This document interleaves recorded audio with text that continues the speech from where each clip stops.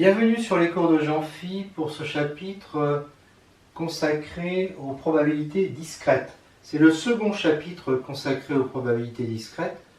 Le premier, c'était dans un cadre naïf, à niveau de terminale, fin de terminale, début supérieur. Là, il s'agit d'un paragraphe, je dirais, du cours consacré aux probabilités en général et qui s'appuie sur la théorie de la mesure. Donc là, par exemple, il y a un certain nombre de résultats concernant l'espérance et puis la variance qui ont déjà été démontrés dans le cadre des probabilités en général, et je n'aurais pas à les redémontrer. Alors que dans le chapitre que j'avais fait d'une façon naïve sur les probabilités discrètes, là, tout était démontré. Mais là, je vais avoir davantage de choses. Je vais étudier toutes les principales lois discrètes et surtout, en permanence, il y aura le lien avec la théorie de la mesure. Voilà, discrète, ça veut dire quoi? Ça veut dire dénombrable. Dénombrable, ça veut dire, pour nous ici, que c'est fini, alors non vide, ça n'aurait aucun intérêt, c'est fini ou bien en bijection avec n. Donc par exemple, si l'univers est dénombrable, ce qui arrive souvent d'ailleurs, parce que quand on fait une expérience, les résultats possibles de l'expérience, souvent, c'est un nombre fini de résultats possibles. Ou un nombre qu'on peut compter, donc qui est dénombrable, qu'on peut mettre en bijection avec n. Donc si l'univers est dénombrable, fini ou infini dénombrable, et que x est une application de oméga vers r, alors x est une variable aléatoire réelle sur oméga en prenant comme tribu sur oméga l'ensemble des parties de oméga, et x de oméga est dénombrable. On dit que x est discrète. Alors, x est dénombrable parce que x est une application définie sur un ensemble dénombrable, donc x de oméga, son image donc est dénombrable. Et puis c'est une variable aléatoire parce que si je considère une partie, un borélien, une partie de BR, bien x-1, partie A, mettons, x-1 de A, va être de toute façon va appartenir à P de oméga. Ce sera une partie de oméga. Et comme on a pris sur oméga l'attribut P de oméga, ça appartiendra donc à cette tribu. Et donc x est bien une variable aléatoire. Rappel, la mesure de Dirac, définie pour A appartenant à R sur BR, sur les boréliens, car delta A de B égale 1 si A appartient à B, 0 si A n'appartient pas à B, et ceci, quel que soit B appartenant à BR, eh bien, on a déjà vu que c'était une probabilité sur RBR. Variable discrète, qu'appelle-t-on une variable aléatoire discrète? C'est une variable aléatoire réelle sur l'espace probabilisable oméga B, tel que x de oméga est discret, c'est-à-dire qu'il est dénombrable, fini ou en bijection avec n. D'accord? Il n'y a rien d'automatique, parce que là-dedans, oméga n'est pas forcément discret. Donc, si je prends une variable aléatoire réelle sur oméga, x de oméga n'est pas forcément discret. Quand il est discret, eh bien, on dit que la variable aléatoire est discrète. Remarque qu'il existe des fonctions, des applications, j'aurais dû dire, de R vers R, telles que x de R est discret, mais x n'est pas une variable aléatoire réelle, donc pas mesurable. Exemple, eh bien, on considère l'ensemble de Vitali, dont on a déjà parlé dans un paragraphe. On l'appelle E, il est inclus dans R, c'est une partie non vide de grand R, qui n'est pas le bec mesurable, donc il n'est pas un borélien, donc il n'appartient pas à VR, et je considère l'application grand X de R vers R, qui à petit x fait correspondre 1 si x appartient à E, et 0 si x n'appartient pas, n'appartient pas à E. Eh bien, là j'ai une fonction qui prend un nombre fini de valeurs, d'accord, 1 et puis 0, donc j'ai x de oméga qui est fini, et x de r, oui c'est ça, x de r est égal à 0,1, discret donc, Et x moins 1 de 1 est égal à e. D'accord? Vu la définition, x moins 1 de 1 est égal à e. 1, qui est un intervalle fermé de R, donc qui est un borélien, donc, et e, qui lui n'est pas un borélien. Je l'ai dit avant. Et donc ça veut bien dire que x n'est pas une variable aléatoire réelle. Enfin, dernier paragraphe, si x est une variable aléatoire discrète sur oméga bp, alors la loi de probabilité de x est de la forme px égale somme pour k appartenant à i des pk delta xk, où i est une partie non vide de grand N, donc soit finie, soit infinie. Les pk sont des nombres réels, alors les pk sont des nombres réels entre 0 et 1. 0, tac, et 1. Et puis les xk sont des nombres réels aussi, donc les deux familles sont indexées par grand I, les xk des nombres réels, et puis les pk des nombres réels entre 0 et 1. J'impose aux xk des 2 à 2 distinctes. Et somme de pk est égale à 1 sur i. Alors démonstration. X de oméga, comme x d'oméga est discret, c'est de la forme ensemble des xk pour k appartenant à i, et j'ai choisi que les xk sont 2 à 2 distinctes. Et pk, c'est la probabilité que x est égal à xk, c'est-à-dire px de c'est px de l'ensemble xk, qui est un borélien, et donc c'est p de x moins 1 de xk. Voilà. Et si je prends A appartenant à BR, donc un borélien, A, je peux toujours écrire qu'il est A intersection x de oméga, union disjointe avec A inter, le complémentaire de x de oméga. Alors x de oméga, il est dénombrable, il appartient donc à BR, c'est une réunion dénombrable de xk, mais de chaque xk, un singleton, c'est un segment, donc c'est un borélien. Donc on obtient bien que x oméga appartient à BR, donc son complémentaire aussi. A inter, son complémentaire justement, il est inclus dans le complémentaire, mais x moins 1 du complémentaire c'est vide, donc sa probabilité c'est 0. Donc px de A qui est égal à px de cet ensemble plus px de celui-là va être égal à px de ça. D'accord? Or ça, A inter x oméga, c'est quoi? A x de oméga, c'est cet ensemble-là, donc ça va être l'union pour i des A inter xk.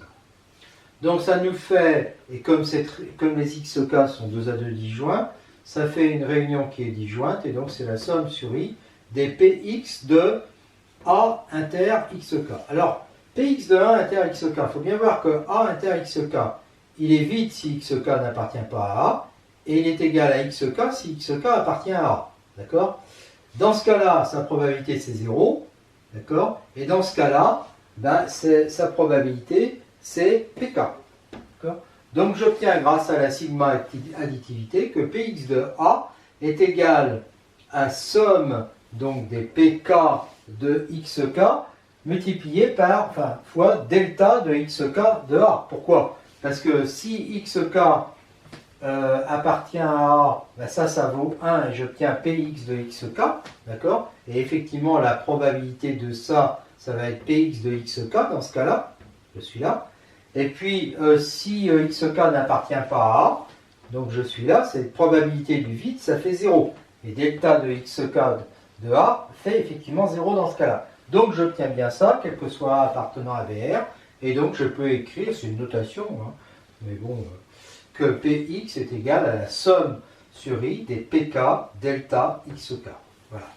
Alors je note que Px de R, forcément Px de R ça fait 1, mais là, si je remplace ici, delta xk de R ça fait toujours 1, parce que xk appartient toujours à R. Donc ça veut dire que la somme des pk va être égale à Px de R, c'est-à-dire 1. Et donc j'ai tout démontré. Pk ici c'était P de x égale xk, donc évidemment pk il était aussi compris entre 0 et 1 comme je l'avais annoncé dans l'énoncé ici.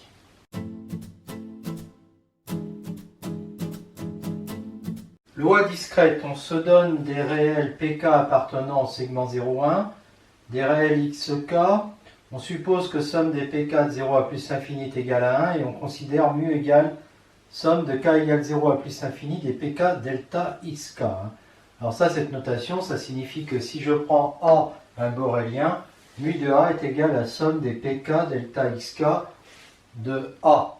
Delta xk de A qui prend la valeur 1 si xk appartient à A et 0 si xk n'appartient pas à A. Donc ce truc-là, c'est 0 ou 1. Et évidemment, cette somme-là est convergente parce que la somme des pk est égale à 1. Donc ça, c'est inférieur ou égal à la somme des pk. Alors, mu est une probabilité sur RBR et on dit que c'est une loi de probabilité discrète. Donc la démonstration, mu de vide égale somme des pk des delta xk de vide, mais ils veulent tous 0 parce que xk n'appartient pas au vide, donc ça fait 0. Et si je prends AN une suite disjointe de Borélien, mu de l'union des AN est égal à la somme des pk delta xk de l'union des AN, mais delta xk est une probabilité, donc je applique la sigma additivité, puisque les AK c'est une suite disjointe, donc ça fait somme des delta xk des AN, et donc ça fait somme sur K de somme sur N des pk delta xk des AN, et ça, évidemment, c'est sommable, parce que ça, mu union de AN, c'est inférieur à plus l'infini. Bon, puis à ce stade-là, là, on voit bien que ça qui représente P de l'union des delta xk de l'union des AN, bon, multiplié par K, ça fait que cette série-là est convergente. D'accord? Et puis, si je l'appelle alpha, et la somme des alpha K, ils sont tous inférieurs ou égaux à PK, et la somme des PK est inférieure à 1. Bref, ça fait plein de raisons pour dire que c'est une série qui est sommable, et que je peux échanger N et K, et donc ça fait somme sur N de somme sur K, des PK delta xk de AN, mais je reconnais que ça, c'est mu de AN. Et donc c'est terminé, on a démontré la sigma additivité. Enfin, donc c'est une mesure, et mu de R est égal à somme des pk delta xk de R, mais xk appartient à R, donc delta xk de R est égal à 1, somme des pk, ça fait 1, donc c'est bien une probabilité. Alors, on dit qu'une variable aléatoire grand X définie sur oméga bp, l'espace probabilisé oméga bp, suit une loi discrète si px est une loi discrète mu. Et dans ce cas-là, on a cette notation pour dire que px suit la loi discrète mu. Remarque, si mu est égal à la somme de 0 à plus l'infini des pk delta xk, avec ce qu'on a dit avant, alors mu du borélien xn, puisque c'est un segment, est égal à la somme des pk delta xk xn, j'ai pris un n particulier, et ça vaut 1 si xk est égal à xn, et ça vaut 0 autrement, parce que les xk ne sont pas forcément 2 à 2 différents. Donc, en règle générale, ça vaut somme pour xk égale xn des pk. Mais évidemment, si les xk sont 2 à 2 différents, à ce moment-là, il y a un seul cas, k égale n, tel que xk égale xn, et à ce moment-là, je vais obtenir Pn, parce que tous les autres pk vont être nuls. Donc ça fera Pn, mais que si les xk sont 2 à 2 différents. Alors si x n'appartient pas à l'ensemble des xk k appartenant à n, eh bien mu de x est égal à la somme des pk delta xk de x, mais là comme x est toujours différent de xk, ça me fait une somme de 0 et donc ça fait 0.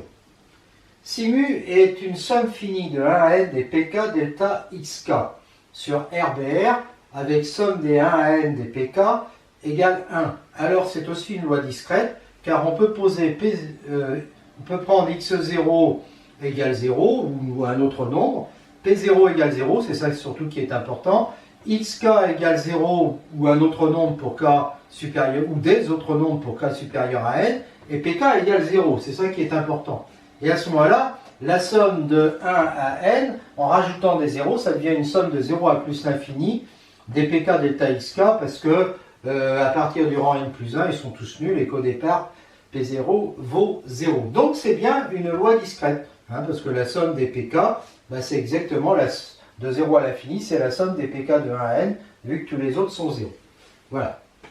Donc on avait vu que quand on avait une variable discrète sur oméga BP, eh bien, on avait vu en fait, plutôt, on peut dire maintenant que si x est une variable discrète sur oméga BP, elle suit une loi discrète, parce qu'on avait vu que Px était égal à somme sur i des pk delta xk, donc avec i qui était une partie finie de n. D'accord? Bon, bah, si i est infini, il y a une bijection entre i et puis, parce que i est inclus dans n, donc il y a une bijection, elle est dénombrable infinie, donc il y a une bijection entre i et n, et donc il y a un ordonnancement qui fait que je peux écrire ça, une numérotation qui fait que je peux l'écrire somme de 0 à plus l'infini des pk delta xk, hein, et si i est fini, bah, j'écris px, donc là ça suit une loi discrète, hein, puisque c'est exactement ça, et puis là, si c'est fini, j'ai ça. Mais dans ce cas-là, comme je l'ai dit avant, eh bien, on a vu que ça pouvait aussi s'écrire comme une loi discrète. Donc quand on a affaire à une variable discrète, c'est-à-dire que x de oméga est fini ou infini dénombrable, c'est-à-dire est discret, eh bien alors Px suit, la loi de x suit une loi discrète. C'est notamment le cas quand je travaille avec un univers qui est fini, parce qu'on avait vu que n'importe quelle application grand X sur l'univers oméga, pas forcément fini, mais fini ou dénombrable, c'est-à-dire discret, muni comme tribut de P de oméga, automatiquement x était une variable discrète, et donc on est dans ce cas-là, et x va suivre une loi discrète. Et puis enfin, j'ai oublié de le dire tout à l'heure, mais je me permets de l'écrire maintenant, il n'est jamais trop tard. Hein. J'ai dit que quand on avait ça, on avait une loi discrète, en particulier si n vaut 1, et que j'ai juste, à ce moment-là, il faut que le P1 vaille 1, c'est-à-dire j'ai 1 delta x1, bon, mettons 1 delta A, c'est-à-dire delta A, hein, c'est-à-dire la probabilité de Dirac, hein, et bien delta A, c'est une loi discrète sur RBR, hein, quel que soit A appartenant à R, la mesure de Dirac. Voilà. Enfin, je terminerai pour dire que si x est une variable aléatoire sur oméga b, elle peut très bien suivre une loi discrète, mais ne pas être une variable aléatoire discrète, c'est-à-dire x oméga peut très bien être infini non dénombrable. Et je donne cet exemple, on prend oméga égale r, b égale br, les boréliens, et puis on prend comme probabilité sur RBR delta 0 ou delta A, hein, peu importe, et je considère la variable aléatoire grand X qui est en fait l'identité. À X, je fais correspondre X. Alors évidemment, si je prends un borélien de R, un borélien A, X moins 1 de A est égal à A, donc appartient à BR. Et donc j'ai bien une variable aléatoire, d'accord? Et donc Px de A va être égal à delta 0 de X moins 1 de A. X moins 1 de A, c'est A, donc ça fait delta 0 de A. Donc je vois que Px suit la loi delta 0 qui est discrète. Hein, d'accord? Mais pourtant, j'ai x de oméga qui est égal à grand R, et donc je vois bien que c'est infini, non. Une remarque courte, une probabilité discrète sur R munie de l'attribut borélienne ne peut pas être une probabilité absolument continue. En effet, si je considère la probabilité discrète, mesure de probabilité discrète ici, sur RBR, les pk ne sont pas tous nuls car la somme des pk doit être égale à 1. Donc il existe un Pn qui est différent de 0, donc strictement positif. Mu de xn, c'est la somme des pk delta xk en xn. Delta xk en xn est égal à 1 si xn est égal à xk, et 0 sinon. Oui, parce que les xk, eux, ne sont pas forcément 2 à 2 distincts. Hein. Donc finalement, cette somme, elle est égale à la somme des pk pour lesquels xk est égal à xn. Dans les cas qui conviennent, il y a évidemment n. Donc cette somme de nombres supérieurs ou égal à 0, en tout cas, elle est supérieure ou égale à Pn, et comme Pn est positif, on obtient que la mesure de xn, xn c'est un borélien, c'est un segment, est strictement positif. Si mu était une probabilité absolument continue, alors comme le singleton xn, donc borélien, a une mesure nulle pour la mesure de Lebesgue lambda, hein, il est négligeable, lambda de xn est égal à 0, hein, alors ce lambda de xn égale 0 implique que mu de xn est égal à 0. Ça, c'est justement la définition des probabilités absolument continues. Donc, on aurait mu de xn égale 0, ce qui est en contradiction avec ce qu'on a démontré précédemment. Si x est une variable aléatoire réelle sur l'espace probabilisé oméga bp et qu'elle suit une loi discrète px égale somme des pk delta xk, si A est un borélien, alors P de A est égal à la somme des pk pour lesquels xk appartient à A. Démonstration, P de A, c'est la somme de 0 à l'infini des pk delta xk de A. Delta de xk de A, il vaut 1 si xk appartient à A et 0 sinon, donc il va rester que ceux pour lesquels xk appartient à A, et pour cela delta xk de A est égal à 1, donc ça fait bien somme des pk. Fonction de répartition d'une variable x discrète finie, donc x oméga est égal à x1 jusqu'à xn en ordre croissant. Si x est inférieur à x1, la fonction de répartition de x en x est égale à px de moins l'infini x, c'est-à-dire somme des pk pour lesquels xk appartient à cet intervalle, mais il n'y en a pas, donc ça fait 0. Si x est supérieur ou égal à xn, fx de x est égal à px de cet intervalle, donc la somme des pk pour xk appartenant à cet intervalle, ils y sont tous, donc c'est la somme des pk, ça fait 1. Et si x est entre xk et xk plus 1 de cette façon-là, large et stricte, fx de x c'est la somme des pj pour lesquels xj appartient à ça. Alors les xj qui appartiennent à ça, c'est x1, x2 jusqu'à xk, donc c'est la somme des pj de 1 à k. Voilà, de tout ça il ressort que fx est une fonction en escalier, et puis qu'elle est discontinue dans les xk, et là j'ai mis quelques marches, jusqu'à x1 ça fait 0, entre x1, x2, p1, entre x2, x3, p1 plus p2, etc. jusqu'à 1. Indépendance dans le cas discret. X et y sont deux variables aléatoires sur oméga bp discrètes, c'est-à-dire que x oméga et y oméga sont discrets. Eh bien, elles sont indépendantes. Si et seulement si, quel que soit x appartenant à R, on a cette égalité. Et ça équivaut à dire qu'on a cette égalité pour les x, y, qui appartiennent à R, bien sûr, mais qui appartiennent à x oméga croix y oméga. Voilà. Alors, 1 implique 2. Si x et y sont indépendants, j'ai P de A inter B qui est égal à P de A fois P de B, quels que soient les borréliens A et B. Comme borélien, ici, je prends x, le singleton x, et le singleton y. Et donc, P de A inter B égale P de A fois P de B. Bon, et puis, pour passer de... Ça, c'était 2 à 1, à 3, pardon. Bah, au lieu de prendre des xy, si ça marche pour tous les xy appartenant à R, ça marchera pour les xy qui appartiennent à x de oméga croix y oméga. Donc j'ai bien 1 implique 2 implique 3. Il faut que je montre que 3 implique 1. Donc je prends deux borréliens. Alors si x moins 1 de A égale vide, ou bien y moins 1 de B égale vide, il est évident que l'intersection va être vide, et donc P de ça va être égal à 0, et comme 1 des deux est égal à 0, il y a l'égalité. Donc maintenant, on suppose qu'on n'a pas ça, c'est-à-dire que les deux sont non vides. Donc x appartient à A, je rappelle que c'est l'ensemble des omégas tels que x oméga appartient à A. Autrement dit, c'est l'ensemble des omégas pour lesquels x de oméga est égal à 1 10 xk. Donc c'est l'union des x égale xk pour xk appartient à A. Idem pour B. Alors, pour y et B. P de x appartient à A et y appartient à B. Ben, c'est P de l'union, alors x appartient à A, ben c'est l'union des x égale xk pour xk appartenant à A. Y appartient à B, c'est l'union des y égale yj pour yj appartient à B. Et donc là, j'ai une réunion des nombраbles, une réunion des nombrables aussi.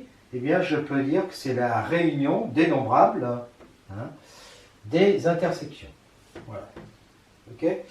Alors, comme c'est des réunions disjointes, c'est-à-dire que dès qu'on change le xk ou le yj, ben, cette intersection change, c'est la somme des probabilités. Donc c'est la somme des probabilités de ça inter ça.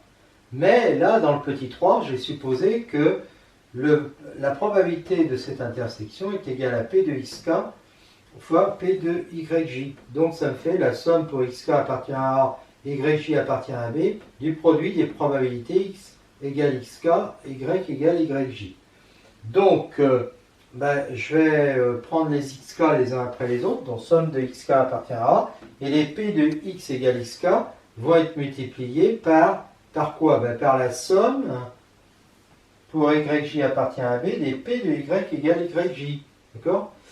Bon, et comme cette somme, oui, ça j'aurais pu écrire autrement, j'aurais pu dire directement que ça c'était P de x appartient à B finalement. Hein? P de y appartient à B.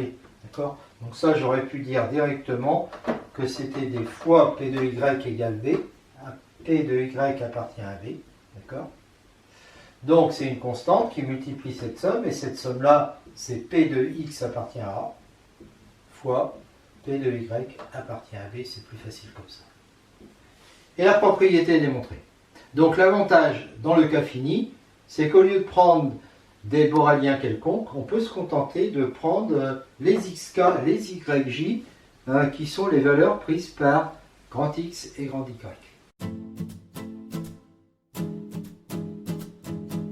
Propriété, soit mu égale somme de 0 à plus l'infini des pk delta en xk, une loi discrète sur RBR, et x une variable aléatoire réelle sur l'espace probabilisé RBR mu.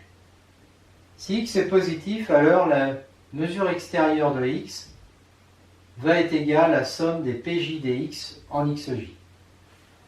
Et x va être intégrable, c'est-à-dire on admettra une espérance, appartiendra à L1, si et seulement si la série somme des pj valeur absolue de x en xj est convergente. Autrement dit, si la série somme des pj x en xj est absolument convergente.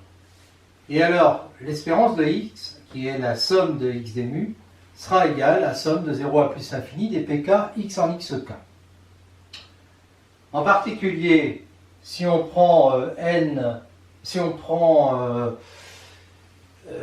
une somme finie, si mu est une somme finie, eh bien x est intégrable, est forcément intégrable, c'est-à-dire qu'il n'y a pas à vérifier cette condition, vu qu'on a une série finie, une suite finie, et donc x est automatiquement intégrable. Il faut quand même que x soit une variable aléatoire.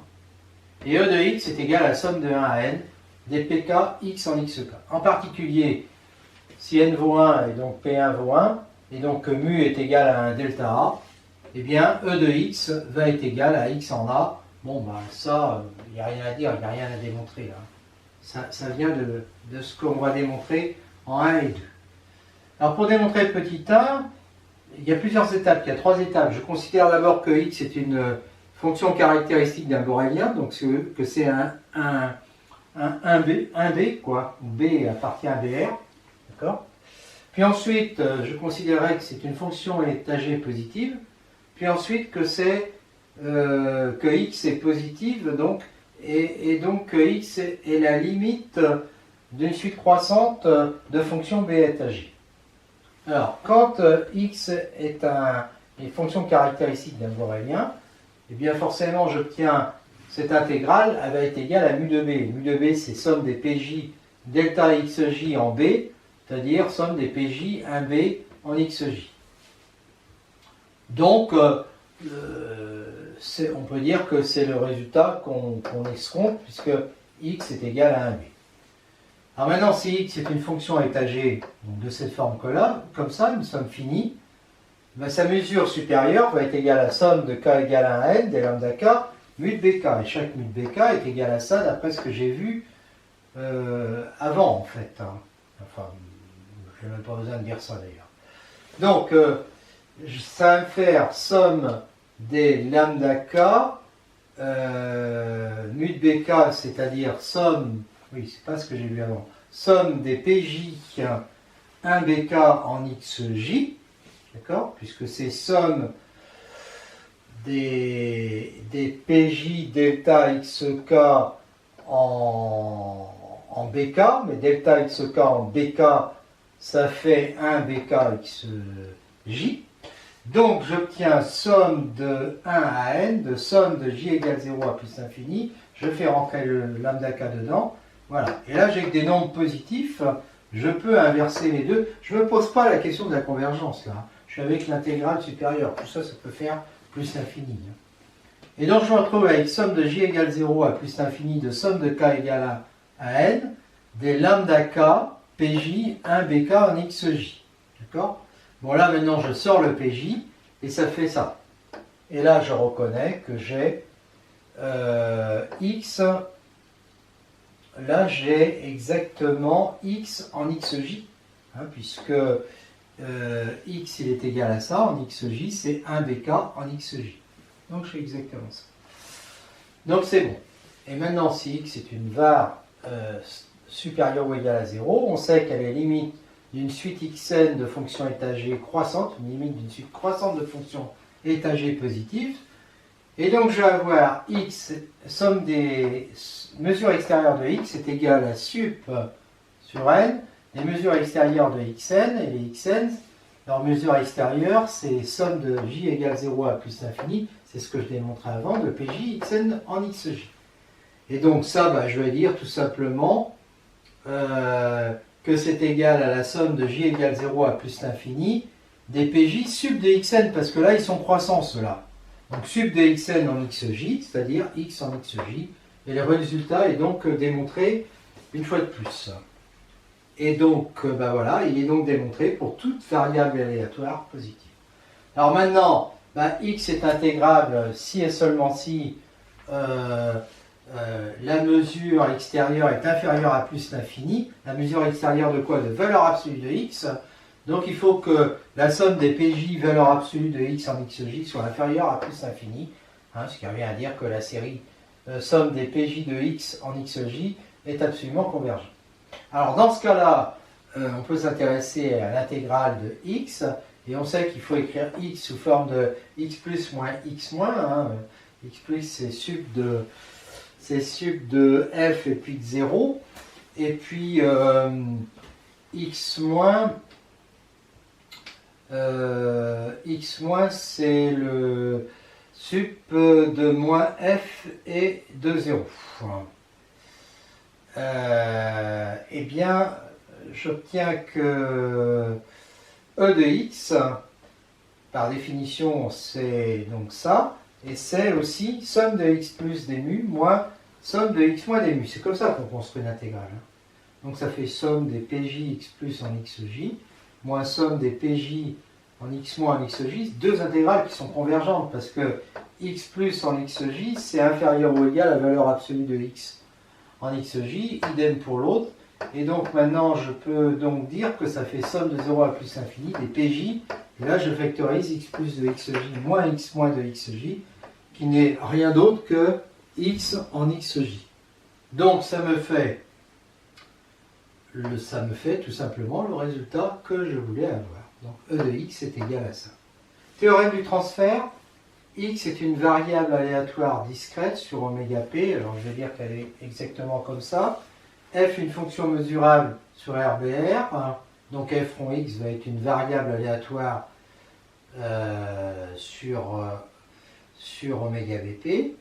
Et puis on sait que d'après le théorème du transfert, f rond x appartient à L1 de oméga bp si et seulement si f appartient à L1 de RBR px. Et donc ça équivaut à dire que somme des f dpx, alors en fait c'est valeur absolue de f dpx, est inférieure à plus l'infini. Donc d'après ce que j'ai dit avant, que somme de 0 à plus l'infini des pk, valeur absolue de f de xk, est inférieure à plus l'infini. Et à ce moment-là, que vaut somme de f dpx? Bien, il vaut somme de pk f de xk. Et ça correspond à e de f rond x, ça. D'accord. Ça, ça correspond à E de f rond x. Voilà. Alors, moi, le cas qui m'intéresse, c'est le cas de f de x égale x à la puissance n. Donc, x appartient à ln de oméga bp, c'est-à-dire que elle admet un moment d'ordre n. Ben, si et seulement si la série somme de 0 à plus l'infini des pk f de xk, ben, dans ce cas-là, f de x c'est x puissance n, donc ça fait ça, est inférieur à plus l'infini. Et alors le moment d'ordre n, ça va être quoi? Ben, ça va être l'espérance de x à la puissance n, donc somme de 0 à plus l'infini des pk xk à la puissance n. Donc e de x existe, ben, là c'est le cas n égale 1, si et seulement si somme de 0 à plus l'infini des pk valeur absolue de xk est inférieure à plus l'infini. Et alors l'espérance c'est somme de 0 à plus l'infini des pk xk. Et v de x, la variance existe si et seulement si somme de 0 à plus l'infini des pk. Alors là ça donne valeur absolue de xk au carré, c'est-à-dire xk au carré est inférieur à plus l'infini, hein, cette série est convergente. Et alors v de x, ben, on sait que c'est ce moment d'ordre 2 moins e de x au carré, donc ça fait somme de 0 à plus l'infini des pk xk au carré moins e de x au carré. Oui, une petite remarque, mais f rond x était une var, x puissance n, évidemment, on a déjà démontré que c'était une variable aléatoire n.